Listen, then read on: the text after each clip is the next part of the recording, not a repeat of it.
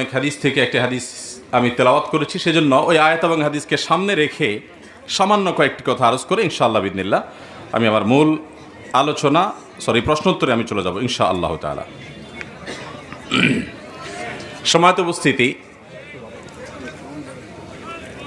আল্লাহ সুবহানাহু ওয়া তাআলা ঈমানদারদেরকে নির্দেশ করেছেন, ইয়া আইয়ুহাল্লাযীনা আমানু, হে ঈমানদারগণ, কু আনফুসাকুম ওয়া আহলিকুম নারা, তোমরা নিজেদেরকে এবং তোমাদের পরিবারের সদস্য সবাইকে জাহান্নামের আগুন থেকে রক্ষা করো। নির্দেশ করেছেন কে? শুধুমাত্র নিজেদেরকে জাহান্নামের আগুন থেকে রক্ষা করলেই চলবে? সাথে কাদেরকে রক্ষা করতে হবে? পরিবারের সদস্যদেরকে। পরিবারের সদস্যদের দায়িত্ব পালন করার পর যে সমস্ত মানুষ আরও বিভিন্ন মানুষের দায়িত্বশীল, তারা তাদের অধীনস্থদের দায়িত্ব পালন করতে হবে, তাদেরকে জাহান্নামের আগুন থেকে বাঁচাবার উদ্যোগ গ্রহণ করতে হবে। নবী করিম সাল্লাল্লাহু আলাইহি সাল্লাম বুখারীর বর্ণিত ঐতিহাসিক হাদিসে বলেছেন, আলা কুল্লুকুম রাইন ওয়া কুল্লুকুম মাসউলুন আন রাইয়াতিহি, তোমরা সবাই দায়িত্বশীল। আমরা এখানে যতজন আছি, একজন মানুষও নাই যিনি বলতে পারেন যে আমি কারোর দায়িত্বশীল না।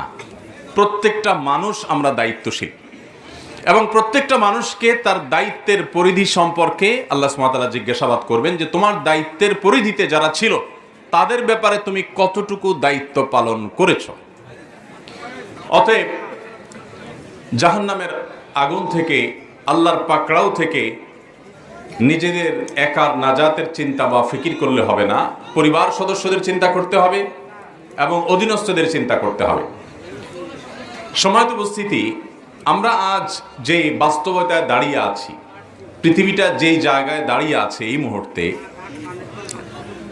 আমি একটা কথা প্রায় বলার চেষ্টা করি, সেটা হলো একজন ফুটপাতে খুব ছোট্ট একটা ব্যবসা পরিচালনাকারী কোনো ব্যক্তি, তিনি যদি খুব অল্প সময়ের ব্যবধানে ব্যবসা বাণিজ্য করে লক্ষ লক্ষ নয় বরং কোটি কোটি টাকা, মিলিয়ন মিলিয়ন টাকা কামাই করে ফেলেছেন মাত্র কয়েক বছরের মধ্যে হালাল উপায়ে, এটা যেরকম মিরাকলিক ব্যাপার, এটা যেরকম আশ্চর্যের ব্যাপার, এটা যেরকম অবিশ্বাস্য, আমরা যে পৃথিবীতে এখন আছি, যে বাস্তবতায় আমরা বসবাস করছি, এই বাস্তবতায় আল্লাহ তাআলা কাউকে একটি, দুটি, তিনটি, চারটি সন্তান যদি দেন, এই সন্তানগুলোকে সমাজে যে চতুর্মুখী আগুনের আঁচ আমরা দেখতে পাই, ঈমান বিধ্বংসী আঁচ, আখিরাত বিনষ্টকারী আঁচ, মুসলমানিত্বের পরিচয় মুছে দেওয়ার মতো আগুনের আঁচ, এরকম হাজারো ফিতনা, চরিত্র বিনষ্টকারী আঁচ, বিভিন্ন রকমের আগুনের আঁচ আছে, বিভিন্ন রকমের ফিতনা আছে। ফিতনা